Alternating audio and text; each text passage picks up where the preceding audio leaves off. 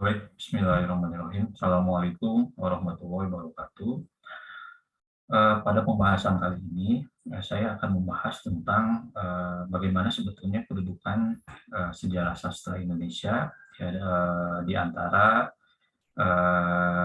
cabang ilmu sastra yang lainnya, ya, yang sebelumnya sudah pernah kita bahas, yang meliputi nantinya ada teori sastra, lalu ada sejarah sastra, kritik sastra, dan juga sastra bandingan. Nah, untuk memulai pembahasan kali ini, perlu juga saya jelaskan bahwa mata kuliah sejarah sastra ini merupakan mata kuliah utama ya di bidang atau di varian ilmu sastra ya. Terutama nantinya mata kuliah ini akan membahas masalah utama berkaitan dengan perkembangan sastra Indonesia, mulai dari kelahiran, latar belakang lahirnya, dan sebab-sebab lahirnya kesusahan Indonesia tersebut, termasuk dalam hal ini mungkin nanti kita akan berbicara kelenyapannya atau kematiannya. Karena kalau kita berbicara dalam konteks kelahiran, tentunya nantinya ada apa yang perlu kita bicarakan juga tentang konteks kematian juga seperti itu. Nah, tidak hanya itu, saya kira dikemukakan pula nantinya perihal yang berkaitan dengan masalah angkatan dan juga periodisasi sastra Indonesia jika dilihat berdasarkan genre yang berkembang pada periode tertentu berdasarkan konvensi sastra yang ada. Nah, nanti di dalam pembahasan selanjutnya itu saya akan membahas juga berkaitan dengan bagaimana perkembangan sastra Indonesia yang dilihat dari berbagai macam genre gitu kan ya, mulai dari nantinya kita berbicara di masing-masing periode itu sebetulnya yang banyak berkembang itu genre apa, sampai nantinya masuk pada pembahasan bahwa di salah satu periode atau di beberapa periode berikutnya itu kita akan berbicara bahwa genre sastra, kalau kita sebut sastra sebagai sebuah karya, nanti akan lengkap genre-nya itu nantinya ada puisi, prosa, dan juga drama. Itu nanti menjadi bagian yang muncul di dalam satu atau dua periode dalam periodisasi sastra Indonesia gitu ya. Nah, ini yang pernah kita bahas juga bahwa kalau kita berbicara sastra sebagai sebuah karya atau lazimnya kita menyebut sebagai sebuah karya sastra, nah itu terdiri atas tiga bagian ya atau tiga jenis, bahwa nantinya kita akan berbicara genre, ada genre puisi, ada genre prosa, dan juga nantinya ada genre drama dengan berbagai macam nantinya rincian-rinciannya. Seperti misalkan kalau dalam tradisi puisi di Indonesia, bahwa genre puisi di Indonesia itu nanti kita akan menyebutnya sebagai bagian dari nantinya ada puisi lama, ada puisi baru dengan berbagai macam ciri-ciri yang mencirikan sebuah genre puisi lama dan juga nantinya puisi baru tersebut. Prosa nantinya banyak, kita bicarakan cerpen, cerbung, novel, roman, cergak, novel grafis, dan lain-lain. Dan juga nantinya kita berbicara juga teks drama seperti itu. Nah, ini yang ingin saya bahas bahwa setelah Anda lulus di mata kuliah teori dasar sastra yang merupakan pengaplikasian dari sastra pengaplikasian dari ilmu sastra sebagai salah satu poin yang pertama yang dibahas itu berkaitan dengan teori sastra, dan juga Anda perlu ingat bahwa saya sudah mewanti-wanti bahwa teori dasar sastra itu merupakan mata kuliah prasyarat. Nah, jadi bagi mata kuliah sastra yang lainnya. Jadi kalau Anda belum lulus di mata kuliah teori dasar sastra, Anda nggak berhak untuk mengontrak mata kuliah varian ilmu sastra yang lainnya. Nah, seperti sejarah sastra, nantinya ada kajian prosa, kajian puisi, kajian drama, dan juga apresiasi sastra gitu ya. Nah, sastra sebagai sebuah ilmu, nah kemudian di mata kuliah inilah yang kemudian diaplikasikan dalam mata kuliah sejarah sastra Indonesia. Nah, bahwa sejarah sastra sebagai bagian dari ilmu sastra, nah itu diaplikasikan dalam mata kuliah sejarah sastra Indonesia. Anda belajar sastra dengan mediumnya bahasa apapun, ya bahasa asing, saya kira seperti itu ya, atau bahasa daerah, makanya nanti ada sastra Prancis, ada sastra Jerman, ada sastra Inggris, ada sastra daerah, ada sastra Sunda, ada sastra Jawa, dan lain-lain. Tentunya nanti akan belajar sejarahnya juga ya. Nah, pentingnya apa belajar sejarah sastra itu, dan itu nantinya akan kita bahas dalam mata kuliah ini selama satu semester ke depan. Nah, jadi kalau kita melihat bahwa kedudukan sejarah sastra dibandingkan dengan ilmu sastra yang lainnya, kedudukannya itu setara. Jadi antara teori sastra, sejarah sastra, kritik sastra, dan juga sastra bandingan nantinya akan apa namanya itu melengkapi satu dengan yang lainnya sebagai bagian dari cabang ilmu sastra. Nah, tadi di awal sudah saya bahas bahwa berbicara tentang sejarah sastra, tentunya kita akan berbicara periode. Nah, sejarah sastra itu tidak lain dari rangkaian atau jajaran periode-periode sastra, gitu ya, di mana nantinya periode itu kalau merujuk kepada pendapat yang dikemukakan oleh Rene Wellek, beliau mengatakan bahwa periode itu merupakan sebuah bagian waktu yang dikuasai oleh sesuatu sistem norma-norma sastra, standar, dan juga konvensi sastra yang kemunculannya, penyebarannya, keragamannya, integrasi, dan kelenyapannya itu dapat dirunut. Nah, kata kuncinya adalah bahwa periode ini atau nanti lebih lanjut kita sebutnya sebagai periodisasi gitu ya, itu nantinya apa namanya itu sebuah waktu gitu ya. Nah, itu kata kuncinya adalah sebuah bagian waktu yang antara satu periode dengan periode yang lainnya itu bisa kita tunjukkan atau bisa kita lihat ciri-cirinya itu berdasarkan nantinya norma-norma yang berlaku gitu ya, standar dan juga kesepakatan konvensi sastra yang nanti bisa kita runut periode itu kapan lahirnya, apa penyebab lahirnya, lalu bagaimana perkembangannya sampai dengan nanti kelenyapannya seperti itu. Nah, itulah saya kira kita berbicara nantinya periode ya, atau nama lainnya itu nanti kita berbicara periodisasi seperti itu. Nah, sementara kata kunci berikutnya adalah angkatan. Nah, penulisan sejarah sastra Indonesia itu tidak lepas dari pembicaraan tentang masalah angkatan. Nah, karena angkatan sastra ini yang selalu menempati ruang-ruang setiap periode yang ada. Nah, jadi kalau mengacu nantinya kepada beberapa pendapat yang merupakan tentang angkatan, nah angkatan ini angkatan sastra ini tak lain adalah sekumpulan orangnya atau sastrawannya atau pegiatnya yang hidup dalam satu kurun masa atau menepati satu periode tertentu. Nah, karena mereka hidup dalam kurun masa yang sama atau dalam satu periode, tentulah nantinya ada saling pengaruh hingga mempunyai ide, gagasan, atau semangat yang sama, atau setidaknya ada kemiripan. Nah, jadi antara satu pegiat dengan pegiat yang lain, antara satu sastrawan dengan sastrawan yang lain, dalam satu ruang, satu periode, gitu kan ya, dalam satu periode tertentu, nantinya itu akan saling nantinya berdiskusi, saling bertukar gagasan, sehingga nantinya memunculkan ide-ide, lalu lahirlah sebuah karya. Nah, lalu yang ketika kita lihat dalam konteks titian sejarah, itulah yang kemudian nantinya mencirikan masing-masing periode. Ya, masing-masing periode itu dengan nantinya ciri-cirinya seperti ini, bahwa orang-orangnya, pegiatnya, atau sastrawannya yang kita sebut sebagai angkatan sastra tersebut, di masing-masing periode itu nantinya akan menunjukkan atau menghasilkan karya dengan ciri-ciri masing-masing dari masing-masing periodenya. Seperti itu, ada norma-norma yang sama, standar-standar yang sama, kesepakatan yang sama yang kemudian diejawantahkan atau diaplikasikan dalam karyanya, saya kira seperti itu ya.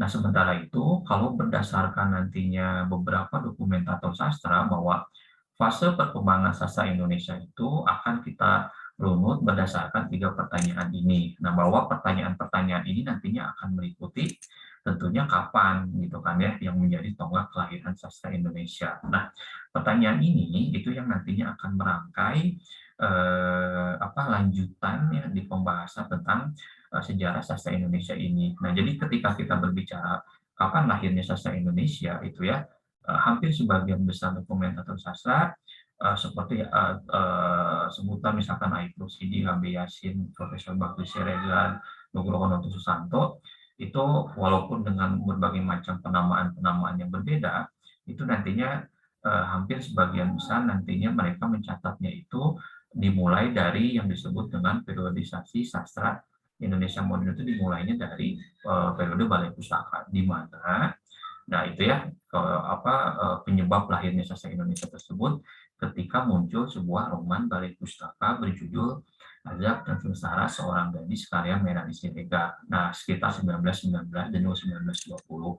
Nah, karya inilah yang menyebabkan nantinya karya roman Balai Pustaka berjudul Azab Sengsara Seorang Gadis karya Melanie Siregar itulah yang kemudian menjadi awal mula lalu ditetapkanlah menjadi tonggak kelahiran sastra Indonesia modern.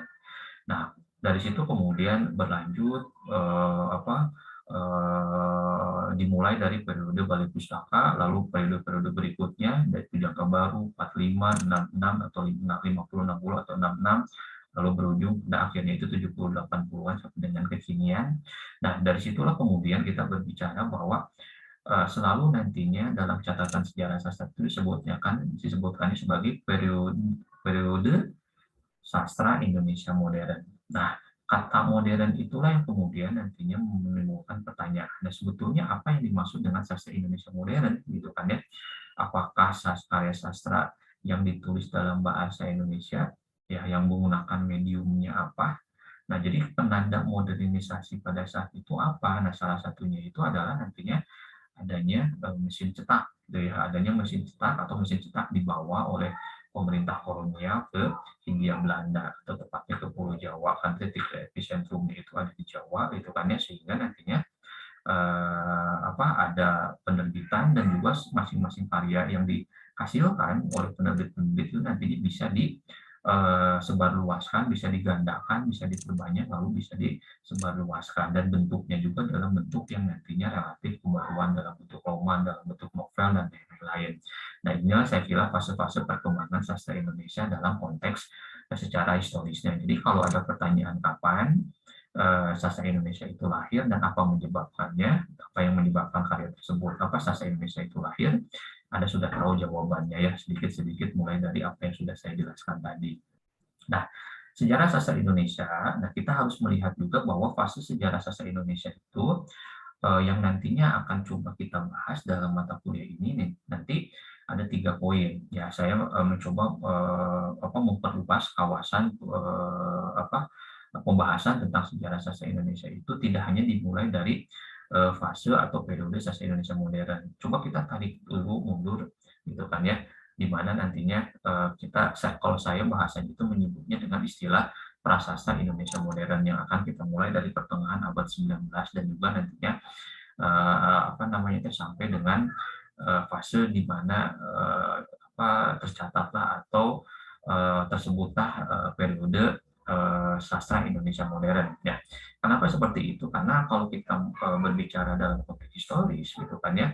Nah, sebelum 1919, sebelum ada seorang gadis karya Mary Siregar, sebetulnya jauh-jauh hari 1880-an itu telah lahir sebuah novel yang berjudul Baruang Kanungora, karya Deka Adiwinata yang ditulis dalam bahasa Sunda. Nah, kalau kita berbicara tadi dalam konteks pertanyaan, gitu kan ya, apa yang disebut dengan sastra Indonesia modern, gitu kan ya. Nah, kalau kita lihat dari genre yang muncul dalam bentuk yang baru, novel atau roman kemudian diterbitkan, nah tentunya permasalahannya kenapa novel Baruang Kanungora karya Deka Adiwinata nantinya tidak dijadikan sebagai tonggak sastra Indonesia modern. Nah, kan lagi kita akan berbicara nantinya mungkin menggunakan bahasa daerah, gitu kan ya, yang menjadi nantinya tidak ditetapkan sebagai tonggak lahirnya sastra Indonesia. Nah, hal-hal seperti itu sama juga seperti nantinya beberapa hal yang lain seperti beberapa karya, bagaimana kalau karya-karya yang nantinya ditulis dalam bahasa Melayu rendah atau yang nantinya lazim ditulis oleh etnis Tionghoa, peranakan Tionghoa yang ada di Indonesia, yang menurut penelitian nantinya Claudius Salmon itu lebih kurangnya menghasilkan 3.000 bahan bacaan, baik itu baru berupa terjemahan ataupun berupa saduran. Nah, hal-hal seperti ini yang coba kita lihat ulang, yang coba kita tinjau ulang, gitu kan, yang kemudian kita bahas untuk menunjukkan bahwa di prasastra Indonesia modern itu banyak karya yang tercipta, gitu kan ya, selain nantinya dimulai dari fase periode sastra Indonesia modern. Nah, terutama berikutnya juga fase berikutnya akan kita bahas dari tahun 90-an sampai dengan kekinian, makanya saya sebut sebagai sastra Indonesia kontemporer. Nah, sehingga nantinya di situasi kekinian, gitu kan ya, ketika Anda belajar sejarah sastra ini, itu nantinya ada fenomena apa ya di bidang sastra, ya di bidang seni budaya, terutama kita fokusnya pada seni sastra yang sekarang banyak diperbincangkan, gitu kan ya.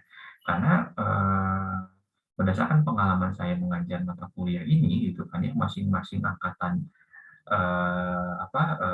mahasiswa, masing-masing angkatan mahasiswa setiap tahunnya itu ketika belajar mata kuliah sejarah sastra ini ada muncul beberapa fenomena-fenomena atau perbincangan-perbincangan tentang sastra Indonesia. Misalkan seingat saya dulu pada tahun 2013-an ya, 2012-2013-an ada fenomena yang menari ya itu tentang puisi esai ya, walaupun itu timbul tenggelam dan seperti itu tidak seramai seperti dibiasakan.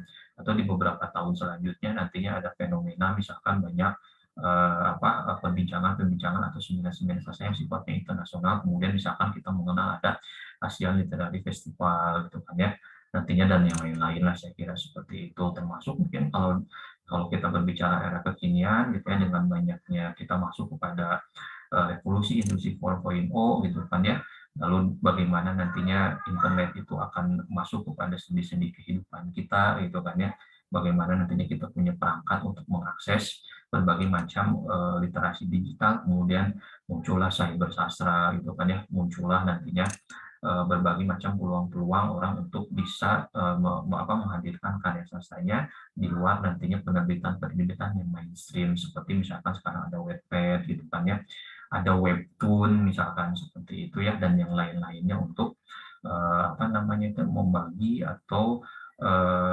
menerbitkan gitu kan ya karya-karyanya seperti itu dalam dunia digital. Nah, itulah hal-hal yang coba kita bahas yang nantinya setiap tahun dan angkatan mahasiswa yang mengontrak mata kuliah ini nantinya bisa mencatatkannya sebagai bagian dari catatan perjalanan sejarah sastra Indonesia sampai dengan tahun ini gitu ya, ketika Anda mengontrak mata kuliah sejarah sastra. Nah, di Prasastra Indonesia Modern seperti yang sudah saya katakan tadi, ya kita akan banyak berbicara tentang bagaimana perkembangan sastra daerah ya, terutama nantinya karya-karya sastra yang ditulis dalam bahasa daerah yang kita akan coba batasi dari beberapa karya sastra daerah yang ditulis dalam bahasa daerah yang relatif nantinya dekat dengan pusat emporium kekuasaan Hindia Belanda yang ada di Pulau Jawa ya, karena kalau Pulau Jawa kita bagi secara kasar nanti ada dua suku besar ya, ada Sunda dan juga ada Jawa yang banyak menghasilkan nantinya literatur atau karya sastra yang berbahasa Sunda ataupun berbahasa Jawa, walaupun yang lebih dominan Jawa, saya kira seperti itu. Termasuk tadi yang saya katakan juga bahwa tentunya kita perlu membahas juga tentang kesusahan Melayu rendah ya, atau kesusahan Melayu Tionghoa yang banyak digiatkan atau pegiatnya itu merupakan penulis Tionghoa gitu kan ya, penulis Tionghoa peranakan yang lahir, tumbuh dan berkembang di Hindia gitu kan ya. Juga nanti kita berbicara juga tentang bagaimana peran golongan Totok dan juga Indo dalam perkembangan penulisan karya sastra ya. Golongan Totok itu golongan Totok asli, sedangkan orang Indo itu adalah half gitu kan ya, half setengah nantinya Totok atau orang Eropa, setengah nantinya orang pribumi yang merupakan lahir dari perkawinan antara laki-laki Eropa dengan perempuan pribumi. Nah, perempuan pribumi itu yang kita sebut sebagai nantinya istilahnya itu nyai gitu kan ya, dan banyak nanti cerita-cerita atau karya sastra atau literasi atau literatur yang ditulis dengan tema salah satunya itu tema nyai. Juga nanti kita akan bahas juga tentang orang pribumi inlander, itu inlander itu ejekannya untuk orang pribumi pada saat itu dalam dunia sastra. Nantinya ada dua kubu, ada orang pribumi yang tergabung dalam balai pustaka, dan juga ada orang pribumi yang di luar balai pustaka, seperti itu. Nah, kalau kita bagi ke dalam tiga bagian ini, nanti kita akan bagi ke dalam tiga bagian secara besar ini. Jadi ada prasastra Indonesia modern, sastra Indonesia modern, dan juga sastra Indonesia kontemporer, gitu kan ya. Nah, kita akan coba maksimalkan 7 pertemuan awal ini, kita akan membahas tentang prasastra Indonesia modern. Lalu berikutnya setelah UTS kita akan fokus kepada perjalanan sastra Indonesia.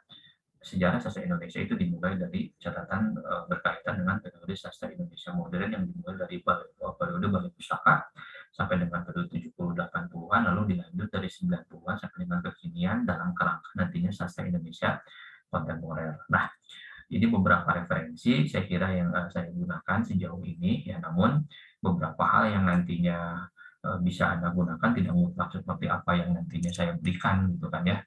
Beberapa sumber bacaan yang bisa saya berikan seperti itu, karena kalau sekarang mah Anda juga nantinya bisa mendengarkan berbagai macam podcast ya, salah satunya misalkan Stay at Home yang diinisiasi oleh komunitas Salihara untuk membahas tentang peta sastra Indonesia gitu kan ya, peta sastra Indonesia. Nah, juga itu ditayangkan juga nantinya di YouTube, ya nanti link itu akan saya bagi kepada Anda melalui LMS. Saya kira itu yang bisa saya sampaikan pada pertemuan awal ini atau pada pembahasan awal ini. Berikutnya kita akan bertemu lagi di pembahasan-pembahasan yang lainnya. Terima kasih. Assalamualaikum warahmatullahi wabarakatuh.